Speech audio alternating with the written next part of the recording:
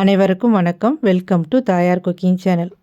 இன்றைக்கி பார்க்க போகிறது நம்ம வீட்டில் இட்லி தோசை மாவு இல்லாத டைமில் குயிக்காக செய்கிற மாதிரி நல்லா அருமையான டேஸ்ட்டில் இன்ஸ்டன்ட் தக்காளி தோசையும் அதுக்கு தொட்டு சாப்பிட்ற மாதிரி கார சட்னியும், இது ரெண்டு காம்பினேஷனும் நல்லா அருமையாக இருக்கும். வாங்க வீடியோக்குள்ளே போய் எப்படி செய்யலான்னு பார்க்கலாம்.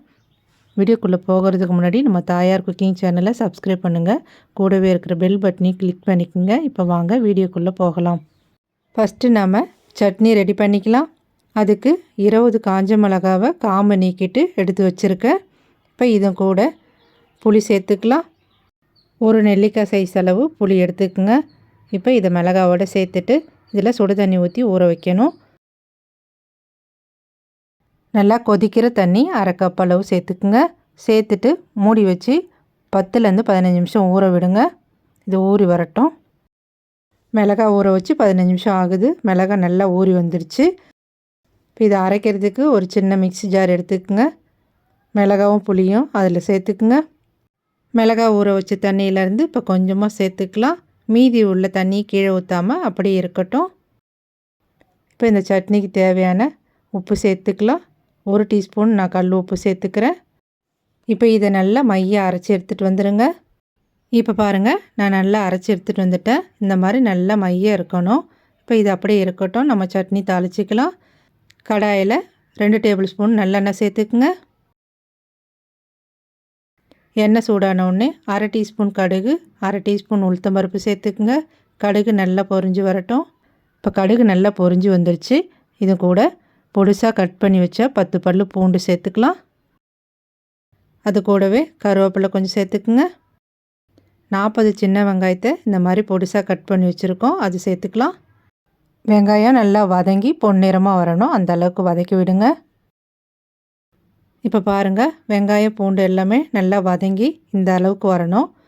இப்போ இதன் கூட நம்ம ஏற்கனவே அரைச்சி வச்ச மிளகாய் புளி பேஸ்ட்டை சேர்த்துக்கலாம். நம்ம மிளகாய் ஊற வச்ச தண்ணியை இப்போ மிக்ஸி ஜாரில் சேர்த்து அதையும் சேர்த்துக்கலாம். தண்ணி சேர்த்துட்டு இப்போ எல்லாத்தையும் நல்லா ஒன்று சேர கலந்து விடுங்க. இப்போ நல்லா கலந்ததுக்கப்புறம் இதை மூடி வச்சு அடுப்போட தீயை கம்மி பண்ணிவிடுங்க. கம்மி பண்ணிவிட்டு 5 நிமிஷம் கொதிக்க விடுங்க. நல்லா கொதித்து மேலே எண்ணெய் பிரிஞ்சு வரணும், அந்த அளவுக்கு கொதிக்கணும். இப்போ பாருங்கள், சட்னி நல்லா கொதித்து எண்ணெய்லாம் மேலே பிரிஞ்சு வந்துருச்சு. இப்போ அப்படியே கரண்டி வச்சு நல்லா கலந்து விடுங்க. சட்னியோட கரெக்டான பக்குவம் இது தான். ஸ்டவ் ஆஃப் பண்ணிட்டு இறக்கி வச்சுருங்க. இது ஆறுனதுக்கப்புறம் இன்னும் கெட்டியாகும். சட்னி நல்லா ஆறுனதுக்கப்புறம் ஈரம் இல்லாமல் ஒரு கண்ணாடி பாட்டிலில் எடுத்து வச்சிட்டிங்கன்னா 1 வாரம் வரைக்கும் கெட்டு போகாது. இது இட்லி, தோசை, சப்பாத்தியோட சுட சுட சாதத்தோடு வச்சு சாப்பிட்றதுக்கும் நல்லா அருமையாக இருக்கும். கட்டாயம் செஞ்சு பாருங்கள். தக்காளி தோசைக்கு மாவு அரைக்க பெரிய மிக்ஸி ஜார் எடுத்துக்கோங்க. அதில் மீடியமான தக்காளி பழம் 2 கட் பண்ணி வச்சுருக்கோம், அதை சேர்த்துக்கலாம். இது கூட 2 காஞ்ச மிளகாய் சேர்த்துக்குங்க. இதில் தண்ணி எதுவும் சேர்க்க தேவையில்ல. தக்காளியிலேருந்து தண்ணி விடும் அரைக்கும் போது, அந்த தண்ணியே போதுமானது. இதை நல்லா அரைச்சி எடுத்துகிட்டு வந்துடுங்க. அரைச்சி எடுத்துகிட்டு வந்த தக்காளி விழுதும் கூட 1 கப் அளவு பச்சரிசி மாவு சேர்த்துக்கலாம். அது கூடவே அரை கப் அளவு ரவை சேர்த்துக்குங்க. 1/4 கப் அளவு கோதுமை மாவு சேர்த்துக்குங்க. மாவுக்கு தேவையான அளவு உப்பு சேர்த்துக்குங்க. நான் 1 டீஸ்பூன் கல் உப்பு சேர்த்துருக்கேன். அரை கப்பு தண்ணி சேர்த்து இதை அரைச்சி எடுத்துகிட்டு வந்துடுங்க. இப்போ அரைச்சி எடுத்துகிட்டு வந்த மாவை ஒரு பவுலில் சேர்த்துக்கலாம். நான் மாவு அரைக்கும்போது அரை கப்பு தண்ணி சேர்த்து மொத்தமாக 1 கப் அளவு தண்ணி சேர்த்துருக்கோம். இப்போ இன்னும் அரை கப்பு தண்ணி சேர்க்கணும். அந்த தண்ணியை நான் மிக்ஸி ஜாரில் சேர்த்துக்கிறேன். ஜாரில் மாவு இருக்கிறதுனால அந்த தண்ணி சேர்த்து கலந்து அதையும் சேர்த்து ஊற்றிக்கலாம். மொத்தமாக 1.5 கப் அளவு தண்ணி சேர்த்துருக்கோம். இப்போ இதை நல்லா கரண்டி வச்சு கலந்து விடுங்க. இப்போ பாருங்கள், கலந்ததுக்கப்புறம் இந்த பக்குவத்தில் இருக்கணும் மாவு. இப்போ மாவு ரெடி ஆகிடுச்சு. நம்ம தோசை ஊற்ற போகலாம். தோசைக்கல்லை நல்லா சூடு பண்ணிவிட்டு கொஞ்சம் தண்ணி தெளித்து விடுங்க. தெளிச்சுட்டு எண்ணெய் துணி வச்சு நல்லா தொடச்சி விட்டுருங்க. ஒரு கரண்டி மாவு எடுத்து நல்லா மெலிசாக ரவுண்டாக தேய்ச்சி விடுங்க. நம்ம தினமும் தோசை ஊற்றுற மாதிரி தான். மிதமான தீயில் 2 நிமிஷம் வேக விடுங்க. தோசை மேலே சுற்றி 1 ஸ்பூன் அளவு எண்ணெய் ஊற்றி விடுங்க.